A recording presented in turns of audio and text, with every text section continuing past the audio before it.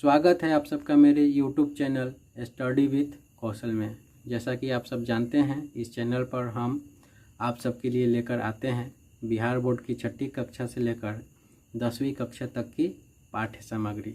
उसी कड़ी में आज हम आप सबके लिए लेकर आए हैं कक्षा 8 से भूगोल विषय का पहला चैप्टर, जिसका नाम है संसाधन। ये पुस्तक आप जो देख रहे हैं यह 8वीं कक्षा की पुस्तक है, हमारी दुनिया भाग 3, जिसमें पहला अध्याय है संसाधन।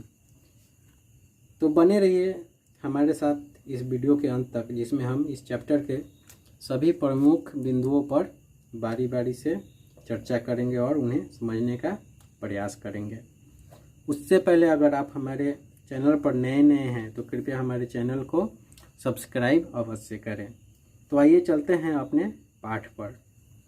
यहाँ हमारा पहला मुख्य बिंदु है संसाधन क्या है। तो आइए इसे समझने का प्रयास करते हैं। जैसा कि आप सब जानते हैं, मानव यानी कि हम अपने जीवन में कई प्रकार की वस्तुओं का उपयोग अपनी आवश्यकताओं की पूर्ति हेतु करते हैं। इन्हीं आवश्यकताओं को पूरा करने वाले सभी जीव जंतु, पदार्थ, वस्तु संसाधन कहे जाते हैं। भूमि, जल, वायु, मिट्टी, भवन, खनिज पदार्थ, खेत, तालाब इत्यादि सभी संसाधन हैं। दूसरे शब्दों में कहें तो सभी प्राकृतिक वस्तुएं, मानव निर्मित वस्तुएं तथा स्वयं मानव भी संसाधन हैं। इसे हम इस प्रकार से समझ सकते हैं, जैसे जब किसी भवन का निर्माण होता है तो उसमें हम विभिन्न प्रकार के वस्तुओं जैसे भूमि, बालू, पत्थर, ईंट, सीमेंट, सरिया इत्यादि का उपयोग करते हैं। इनका उपयोग कर भवन का आकार देने में हमें मानवीय श्रम की आवश्यकता भी पड़ती है, तब जाकर भवन का निर्माण पूरा हो पाता है। इस पूरी प्रक्रिया में हम प्राकृतिक वस्तु के रूप में पत्थर, बालू तथा भूमि, मानव निर्मित वस्तु के रूप में ईंट, सीमेंट, सरिया इत्यादि का उपयोग करते हैं। इनमें मजदूर के रूप में हम मानवीय श्रम का भी उपयोग करते हैं। हमारा अगला मुख्य बिंदु है संसाधन की उपयोगिता। तो आइए हम इसे समझने का प्रयास करते हैं। जैसा कि हम पहले पढ़ चुके हैं, हम कई प्रकार की वस्तुओं का उपयोग अपने दैनिक जीवन में करते हैं, जिन्हें संसाधन कहा जाता है। दूसरे शब्दों में हम कहें तो संसाधनों का उपयोग मानव जीवन को सुगम व सहज बनाने के साथ ही क्षेत्र एवं देश के विकास के लिए भी किया जाता है। इसलिए किसी भी देश के विकास में संसाधनों का योगदान महत्वपूर्ण माना जाता है। संसाधनों के बिना विकास संभव नहीं है। संसाधन किसी भी क्षेत्र के विकास के लिए आधार का काम करते हैं। हम किसी भी वस्तु को अपनी आवश्यकता अनुसार संसाधन का रूप दे देते हैं। जैसे नदी या मरुस्थल में पड़े बालू को जब हम निर्माण कार्य हेतु किसी दूसरे गांव या शहर में ले जाते हैं, तब इसका उपयोग एवं मूल्य दोनों बदल जाते हैं। तो इस प्रकार हमने यहाँ जाना कि संसाधन की उपयोगिता क्या है। आइए अब चलते हैं अगले बिंदु की तरफ, जो कि है संसाधन के प्रकार। जैसा कि हम पहले ही जान चुके हैं कि सभी प्राकृतिक वस्तुएं, मानव निर्मित वस्तुएं एवं स्वयं मानव भी एक संसाधन है। तो हम संसाधनों को मुख्यतः 3 भागों में बांटते हैं। कौन कौन से? एक है प्राकृतिक संसाधन, दूसरा मानव संसाधन तथा तीसरा मानव निर्मित संसाधन। तो आइए हम तीनों संसाधनों के बारे में बारी बारी से संक्षिप्त चर्चा करते हैं। जैसा कि आप यहाँ देख सकते हैं, हमारा पहला संसाधन है प्राकृतिक संसाधन। वैसे सभी संसाधन जो हमें प्रकृति के द्वारा मिलते हैं उन्हें हम प्राकृतिक संसाधन कहते हैं। जैसा कि आप यहाँ देख सकते हैं, प्रकृति में पाए जाने वाले सभी जीव जंतु, वस्तुएं, पदार्थ प्राकृतिक संसाधन हैं। भूमि, मिट्टी, जल, छोटे बड़े जीव, वन, पवन, सूर्य का प्रकाश, समुद्री जल इत्यादि सभी प्राकृतिक संसाधन हैं।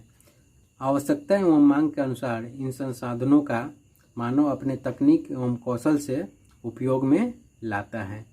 भूमि के अंतर्गत पर्वत, पठार, मैदान, मरुस्थल शामिल होती हैं।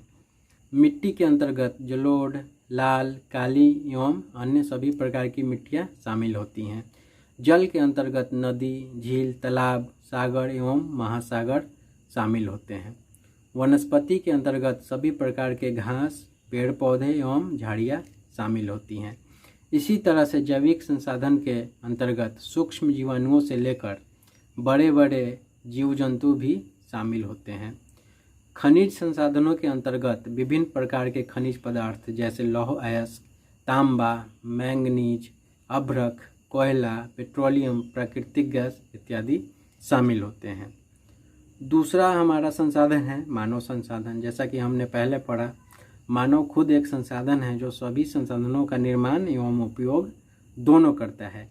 मानव में संसाधनों के निर्माण एवं उपयोग की यह क्षमता उसके दिमागी एवं शारीरिक क्षमता तथा कौशल से विकसित होती है। हमारा तीसरा संसाधन है मानव निर्मित संसाधन।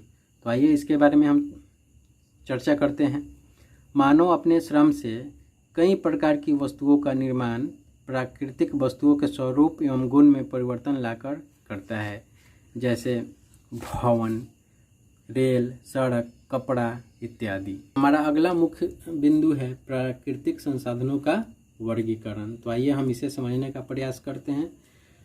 जैसा कि आप यहाँ देख सकते हैं, प्राकृतिक संसाधनों को हम विभिन्न आधार पर कई उपवर्गों में बांटते हैं। वो आधार निम्नलिखित हैं। यहाँ पहला है विकास एवं उपयोग की दृष्टि से। विकास एवं उपयोग की दृष्टि से हम संसाधनों को दो भागों में बांटते हैं। कौन कौन से? वास्तविक संसाधन तथा संभाव्य संसाधन। वास्तविक संसाधन उन संसाधनों को कहा जाता है जिनकी कुल मात्रा ज्ञात होती है तथा इन संसाधनों का उपयोग तकनीक की सहायता से वर्तमान समय में किया जा रहा है। जैसे पश्चिम एशिया का पेट्रोलियम, ऑस्ट्रेलिया का सोना, झारखंड का अभ्रक, मध्य प्रदेश का मैंगनीज एवं राजस्थान का तांबा। दूसरा है संभाव्य संसाधन। यह उन संसाधनों को कहा जाता है जिनकी कुल मात्रा ज्ञात नहीं होती है तथा वर्तमान समय में इनका उपयोग नहीं किया जा रहा है। इन संसाधनों का उपयोग भविष्य में करने की संभावना है। केरल में मिलने वाला थोरियम तथा लद्दाख में पाया जाने वाला यूरेनियम संभाव्य संसाधनों के उदाहरण हैं। हमारा दूसरा वर्गीकरण होता है उत्पत्ति के आधार पर, जो कि है जैव संसाधन तथा अजैव संसाधन।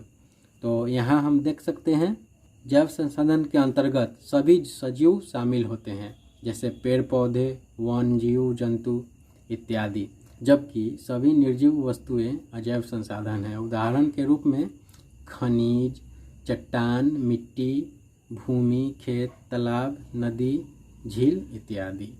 तीसरा जो आधार है उपलब्धता के आधार पर। तो आइए हम इसे समझने का प्रयास करते हैं।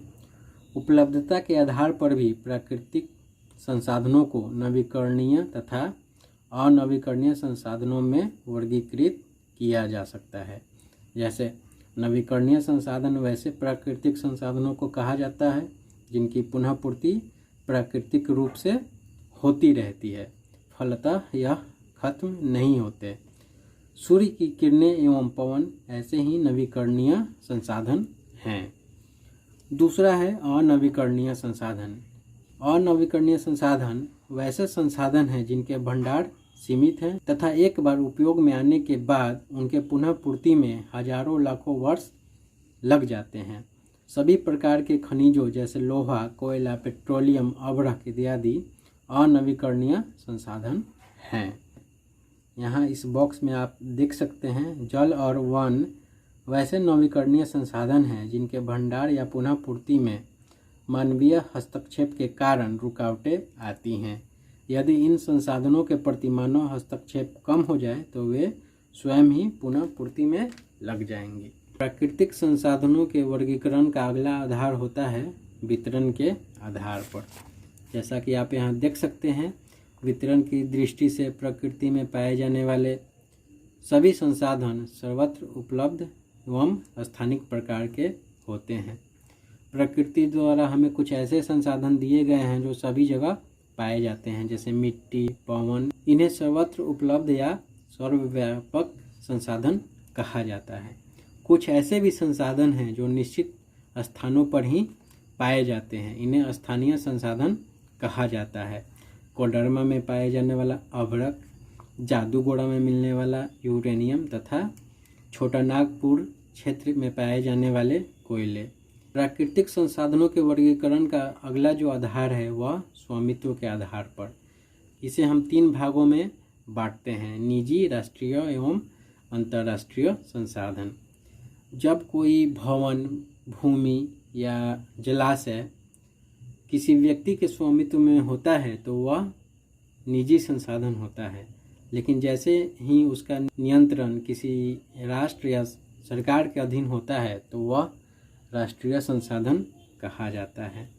किसी देश के समुद्र तट से 19.2 किलोमीटर से लेकर 200 किलोमीटर तक का क्षेत्र अपवर्जक आर्थिक क्षेत्र कहलाता है और 200 किलोमीटर से आगे के स्थित खुला महासागरीय क्षेत्र अंतर्राष्ट्रीय संसाधन के तहत रखा जाता है।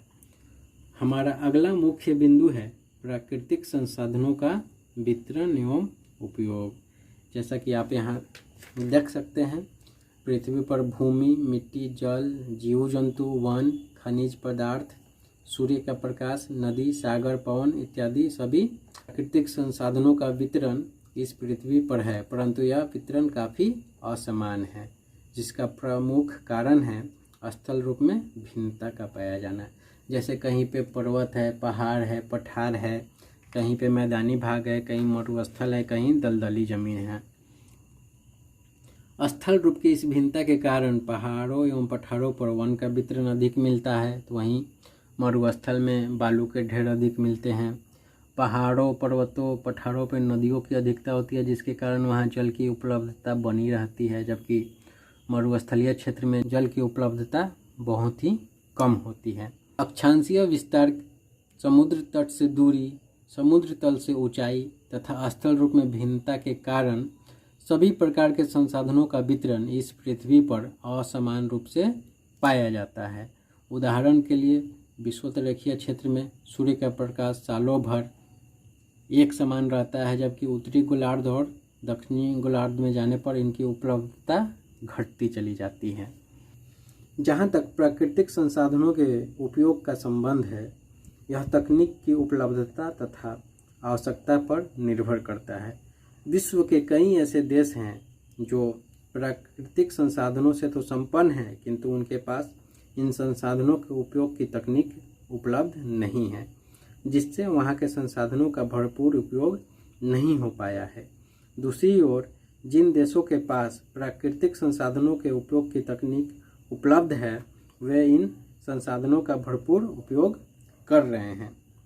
हमारा अगला प्रमुख बिंदु है प्राकृतिक संसाधन के संरक्षण की आवश्यकता। तो अब तक संसाधन हमारे जीवन के लिए कितने महत्वपूर्ण हैं यह तो हम जान ही गए हैं। इनके संरक्षण की आवश्यकता क्यों है, इस पर हम अब प्रकाश डालेंगे। जैसा कि आप जान गए होंगे कि प्राकृतिक संसाधनों के बिना मानव जीवन की कल्पना नहीं की जा सकती है।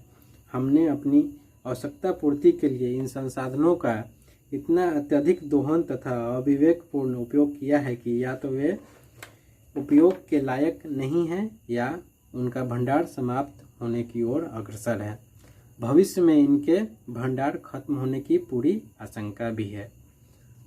हमारे लिए इन संसाधनों का होना भविष्य में उतना ही आवश्यक है जितना कि आज।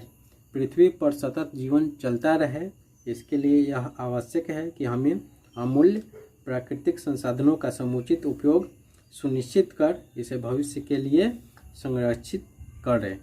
इस पहले पाठ का पहला भाग यहीं पे समाप्त होता है। इसके अगले भाग में हम इसके प्रश्नों के उत्तर के साथ आपसे फिर मिलेंगे। इस पाठ से संबंधित अगर कोई शंका या सवाल आपके पास हो तो कृपया कमेंट करके हमें अवश्य बताएं। हम अगले भाग में आपके सवालों को शामिल करने की कोशिश करेंगे। अगर हमारा प्रयास आपको अच्छा लगा हो तो वीडियो को लाइक करें और हमारे चैनल को सब्सक्राइब करें। धन्यवाद। जय हिंद।